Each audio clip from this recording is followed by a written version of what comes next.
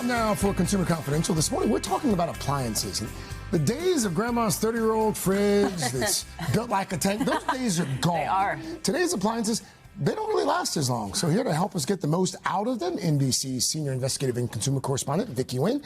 Vic, good morning. Good morning to y'all. So my parents have a Panasonic microwave that they bought from Service Merchandise in 1986. And I bet it's Let's go. They still use it. I love that because that's a lot longer than the average microwave, which lasts about 9 years right now, Craig. But I will say, listen, you said Panasonic. That just made me think of the fan that my dad still has. The thing has broken, but it's still, all the buttons still work. So he has like the fan part that stands and then the blades leaning against it. And he's like, look, it's fine. He uses his foot to turn on the button. It's a whole thing. But anyway, here's the thing. Aside from our Panasonic things, generally, it is a myth that these appliances last 30 years and beyond and work as efficiently as we would like them to. The Association of Home Appliance Manufacturers says, on average, over the last 20 years, you can expect appliances to last anywhere from 11 to 16 years, possibly longer, depending on how well you care for them. So adjust your expectations there. Regulations also playing a big part, right? The fridges of yesteryear may not be running as efficiently, may not be using the best parts. Same with washers and dryers and things like that. So as modern times evolve, they add new parts, they add different parts and features. That's going to change the lifespan of the device. And then modern technology certainly plays a role, right? Like a lot of these devices have so many bells and whistles. Yeah. We've got touchpads and sensors and Wi-Fi. And do you need to turn on your oven remotely from your phone? Well, you can do it. And so that is those are all playing a part in how long our appliances last. I mean, these appliances work hard. I'm thinking my washer dryer. I mean, like they're always running. So how can we keep them in tip-top shape? Yeah, every weekend, multiple loads. You have 3 kids. They play sports. It's all kinds of clothes, right? So it does depend on what you're doing with your appliances. The dishwasher, are you running it once a day or once a week?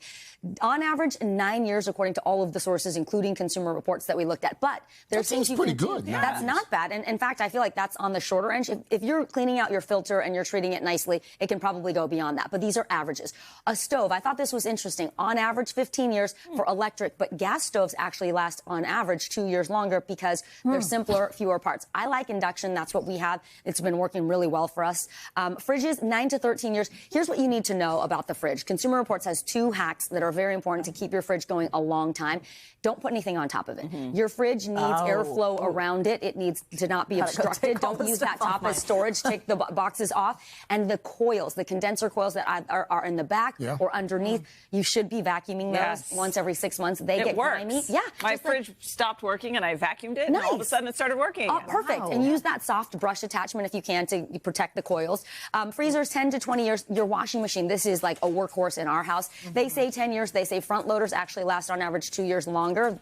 Top loaders rather than front loaders. But always make sure that you leave it open so it can air dry after you've used it, and run that tub cleaning cycle once every 50 washes or once every month or so. Your dryer, 13 years, and like we were talking, those smaller appliances, microwaves, 9 years, garbage disposal, 6 to 8 years. So not bad, but you know, if you care for these things well, these are on the lower end of the averages. And when something does go wrong, how can you figure out, are you paying for repair? Is it under warranty? Should you just be buying a new one? Yes. So first, when you make a big ticket item purchase, like a television, an appliance, I like to keep all my invoices in just like one folder in one place, so it's easy to remember, right? You probably take pictures of them too. Actually, that's a great idea. I don't do that, but that is a great idea to welcome me into the modern age. So most appliances are protected for at least 1 year under the manufacturer's warranty.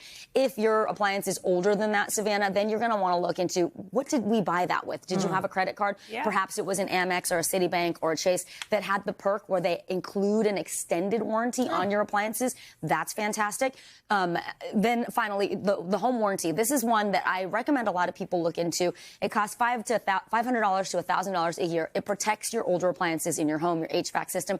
Some of these companies can be a real hassle to deal with, so I would do my research before signing up. But often they'll send out a repair person, $75 or so, and they will fix it for you.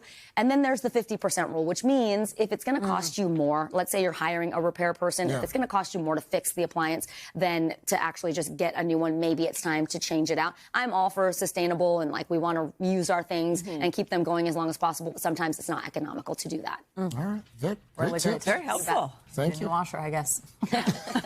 Get a top loader. The simpler, the better. Go with old school brands. Knobs, around. not buttons. You need, exactly. It's true.